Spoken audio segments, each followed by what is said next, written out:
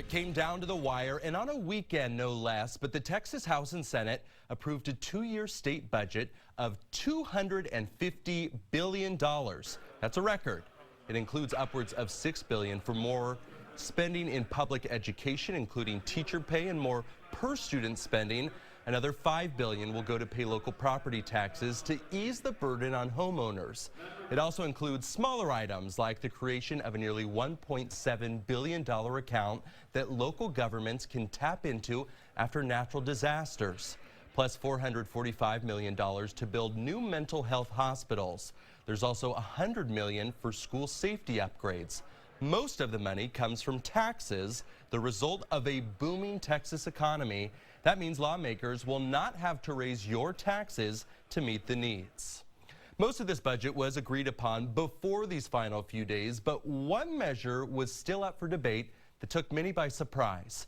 The state budget's authors say Governor Greg Abbott wanted another large chunk of money for border operations. The plan called for that money to be later repaid by President Trump's administration. KXAN political reporter Phil Prazen explains how it ultimately failed. It was not in the original budget draft for the House and the Senate, but after negotiators went into the back rooms and hallways, they came out with a measure that took many Democrats by surprise. Inside the $6 billion supplemental budget were a few lines, adding $100 million from the state's rainy day saving fund to the office of Governor Greg Abbott. The purpose? To expand surge operations necessary to secure the border. The governor would work with President Trump's Department of Homeland Security to get reimbursed. Few other details were mentioned.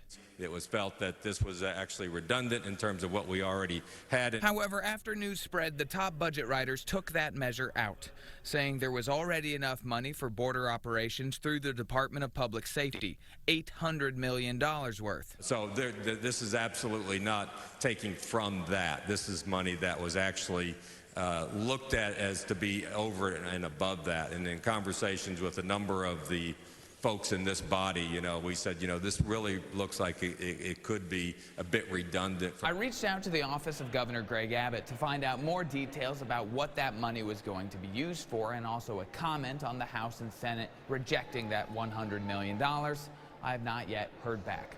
At the Capitol, Phil Prazen, KXAN News. Texas lawmakers have dedicated around $800 million every 2 years for border operations for the past 6 years. That money pays for state troopers to be stationed along the Texas-Mexico border. Critics question the effectiveness of that mission.